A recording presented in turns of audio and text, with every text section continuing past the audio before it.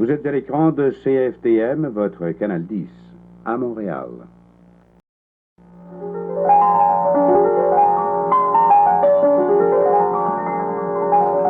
L'émission qui suit est télédiffusée en couleur.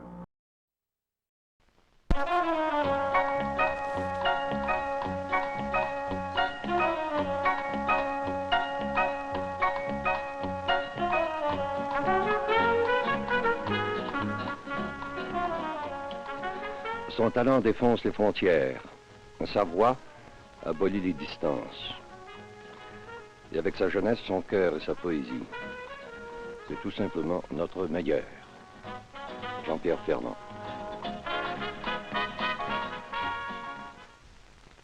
Monsieur Ferland, vous avez l'amabilité de nous recevoir chez vous, ici, à Sainte-Marguerite, dans ce décor extraordinaire. Ça m'a fait plaisir parce que vous êtes arrivé un petit peu en retard, j'avais peur que vous ne veniez pas. Alors, vous saviez bien que nous étions pour venir. Et moi, je voudrais maintenant vous poser une question très indiscrète. Oui. Pourquoi nous recevoir ici plutôt qu'à Montréal? Parce que j'ai pas de maison à Montréal. Hein? Parce que c'est ma seule maison, au fond, c'est mes seuls 4 murs, ici. À Montréal, j'ai demeuré tellement longtemps à Montréal, puis comme je suis pas raisonnable, et comme je suis pas capable d'endurer que les gens s'amusent sans moi, je suis obligé toujours d'aller les rejoindre. J'ai décidé de me prendre par la force et de m'amener loin. Et quand je me dis il y a 2 heures de trajet pour aller et revenir, alors je préfère travailler au lieu de m'amuser. Alors, ça veut dire que quand vous revenez de voyage et que vous vous mettez à travailler ici, dans la province de Québec, vous revenez toujours ici, à Sainte-Marguerite? Oui. Ça fait 4 ans maintenant. Mais je vis ici à peu près 3 mois ou 4 mois par année, avec des mois, des semaines espacées. Finalement, je vis plus dans des valises et dans des chambres d'hôtel, puis... Vous vous y habituez? Je m'y suis fait un petit peu, c'est difficile, mais c'est une question d'atmosphère, c'est une question d'esprit. Je pense à ma maison, puis il y a des fois j'y suis sans y être. Vous dites ma maison, êtes-vous propriétaire? Non, je suis à loyer. Comme vous voyez, c'est une petite maison bien simple, c'est pas... Elle est très confortable. Elle est très jolie et très confortable aussi. On peut la visiter? Ah, mais certainement. Alors, nous sommes ici dans le living room. Et oui, c'est le living room, puis à côté, il y a la petite salle à dîner. Le piano qui est là, Ah oui?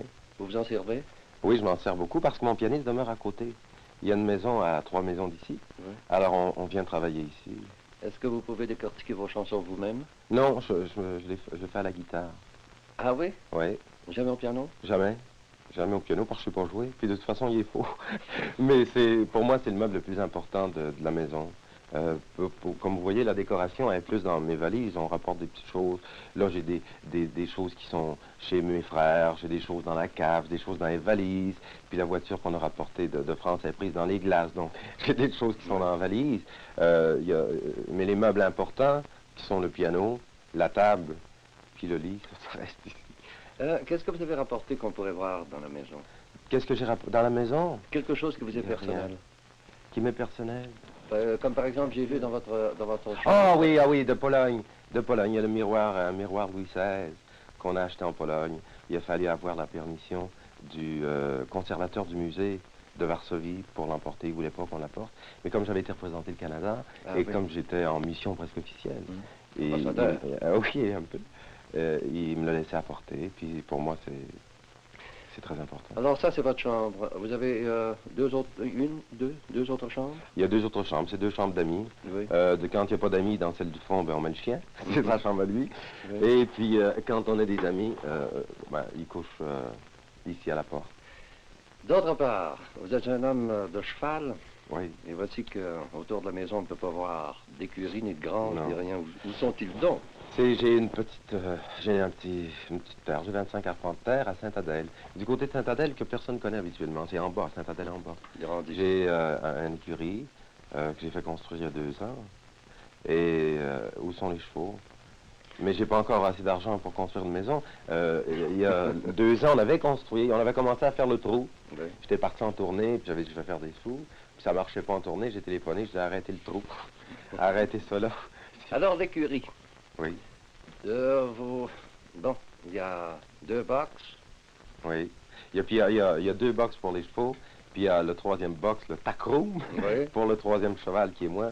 Et c'est un petit coin que je me suis fait pour travailler des fois, il vient beaucoup de visites à la campagne. Oui. Et puis, il y a des fois, j'ai besoin de me retrouver tout seul. Alors, je dis pas un mot à personne. Je prends le skidoo l'hiver, puis je m'en vais à travers les bois pour 3 000 et demi. Puis, j'arrive juste à l'écurie. Alors, vous ne prenez pas la route nationale de Sainte-Adèle à Sainte-Marguerite? Non, je vais par les bois en skidoo et l'été à cheval. Où sont-ils vos chevaux parce que l'écurie est vide? L'écurie est vide parce qu'il faut les monter. Quand je suis parti, ça fait 6 mois que je suis parti. Ah, oui, vous les mettez en pension? J'ai mis en pension. Maintenant, l'écurie, vous l'avez construite, c'est-à-dire vous l'avez pensée, conçue vous-même? Oui, oui. Mais Ouais. C'est de la vraie folie, il faut jamais faire c'est ça. une richesse. Ah, oui, ben, pour moi, je la trouve bien. Donnez-nous des détails. Alors, ben, j'ai fait venir j'ai été voir des vieilles maisons, des vieilles granges en démolition, et j'ai pris les solives qui traînaient par terre, j'ai fait retailler, puis j'ai fait la marquisette, le hallier qu'ils appellent. Et après, j'ai trouvé de la vieille brique, j'ai fait 1 euro franc, et c'est pas une écurie comme les autres, je veux dire, il y a de la toilette, pas pour les chevaux, mais puis il y a les abreuvoirs automatiques. Puis au fond, c'est un homme à cheval, c'est un homme de campagne sans en être un, c'est un amoureux de la ville avant tout. Mais puis j'ai besoin d'un petit peu de confort. J'aime ça sentir le crottin, mais le crottin est propre. Et puis les chaussures ont besoin de confort. Les chevaux, c'est tellement propre ici qu'ils s'ennuient des fois. Et vous chauffez? Oui, c'est chauffé à l'électricité. Ah oui? Je sais pas, c'est ridicule. Quand le gars est venu pour construire l'écurie, bon, j'ai une petite écurie, je vais pas payer cher. Il dit, bon sang. Puis après ça, j'ai dit, oh, la fenêtre est pas mal petite. Agrandissez-moi non ça, cette fenêtre-là. Ça va coûter tant de plus. Bon, c'est rien. Alors, j'ai dit, oh, ça, c'est petites portes-là. Faites-moi une belle grande porte, là. Ça va vous coûter cher. Et alors, finalement, j'ai l'écurie 2 fois plus grosse qu'elle était. Ça m'a coûté une fortune. Alors, vous avez maintenant une écurie pour 2 chevaux et vous êtes propriétaire de 3 chevaux. Oui. Alors, j'en ai prêté un. C'est-à-dire, l'été, on les met en package. Il n'y a pas de problème. Mais comme j'ai beaucoup de terrain, vous voyez, ça va. Là, j'ai 2 chevaux en pension, et puis le 3e, j'ai prêté à un ami, Jean Ducharme, qui s'en occupe. Puis il voulait avoir un cheval depuis longtemps, puis j'ai prêté. Mais quand vous voulez monter à cheval, quand vous êtes ici, qu'est-ce que vous faites? Alors, je prends le skidoo, et puis je m'en vais à Sainte-Adèle, à l'écurie de Sainte-Adèle, quand je veux monter à la cow-boy, c'est-à-dire avec les bottes sales, puis la barbe longue. Quand je veux monter un petit peu plus... avec un petit peu plus de style, même si j'en ai pas beaucoup, je m'en vais de l'autre côté en automobile jusqu'à Valmorin. Et puis là, je monte la sorte de chevaux que vous montez habituellement, le cheval anglais, que vous connaissez. On m'a dit que vous étiez un bon écuyer. Ah, mon Dieu, je suis simplement un homme à souvenir. Oui, mais je longtemps, vous ai vu à la télévision avec un beau cheval noir, et vous montiez très bien. Ouais, ben, vous êtes très aimable, je vous remercie infiniment. Mais, vous faites beaucoup de skidoo? Oui, ben je l'ai vendu l'an passé avant de partir pour Paris. Je pense que j'avais plus de sous. Alors, il vous reste vos raquettes. Il reste les raquettes, mais là, ça fait un peu loin en raquettes. On va être obligé d'y aller par la route. En faites-vous beaucoup de raquettes? Pas beaucoup, parce que j'ai pas été ici l'hiver, mais le matin, des fois, c'est formidable de partir en raquette. Le matin, quand je me lève à midi, je pars en raquette. C'est nécessaire. Quand la neige n'est pas trop collante. Est-ce que vous faites la chasse au... Non, je fais pas de chasse. J'ai eu des fusils, des carabines, j'ai des arcs. Je suis pas mal habile à l'arc. Hein. À l'arc? Oui, à l'arc. Ah, c'est pas quoi, on voit une cible? Oui, j'ai un arc de 45 livres, lequel je suis pas mal. Et puis, mais je chasse pas. J'ai chassé déjà, quand j'avais rien à dire, quand je faisais pas de chansons. Puis maintenant, j'ai plus envie. Je trouve ça triste. Est-ce que votre carrière, si bien organisée, si bien lancée, vous permet aujourd'hui certains loisirs au cours desquels vous pouvez peut-être vous demander ce que vous ferez quand vous toucherez dans des années à venir la fin de vos voyages? Ah oui. J'ai pas de gros vices parce que le seul vice que j'ai pour le moment c'est la chanson. Mais je fais beaucoup de cheval. Et j'aimerais ça un jour importer, si c'était possible, importer des chevaux, les camarguais. Vous savez, les petits chevaux blancs. Et faire l'élevage. Ça, j'aimerais ça quand je serai plus vieux. Puis j'aimerais ça faire de la sculpture. J'ai commencé juste à côté de vous. Il y a une statuette qui est toute brisée. J'ai commencé cet été à faire de la sculpture. Et je pense que j'aimerais ça un jour, quand j'aurai mal au rein, de m'asseoir et de faire de la sculpture. Mais pour le moment, je pense pas. Pour le moment, c'est les...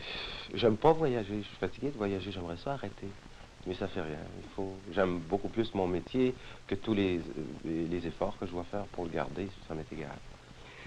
Quand vous voyagez, est-ce que vous n'êtes occupé que par votre travail? Ou si parfois vous avez quand même encore des loisirs pour visiter un peu? Non, j'ai jamais pris de vacances de ma vie depuis que je fais de la chanson. J'ai jamais pris une vacance, dire tiens, aujourd'hui, je pense pas aux chansons. En se levant, on pense aux chansons, en se couchant. Puis après, on essaie d'écrire des petits textes, des petits bouts de phrases ici et là. Puis, mais j'ai jamais eu de vacances de ma vie. Je sais pas qu'est-ce que c'est qu'aller m'écraser. Puis, alors, vous voyagez pour travailler, c'est tout? Oui, oui.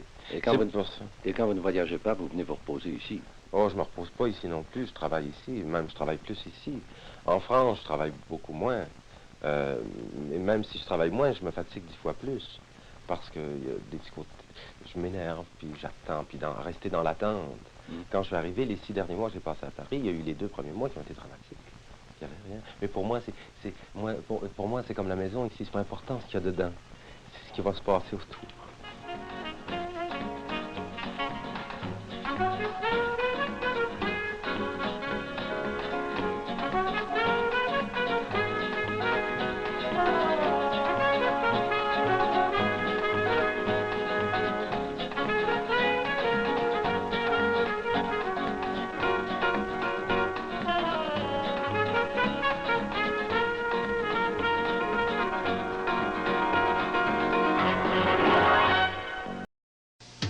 Ici, c'est les métropoles.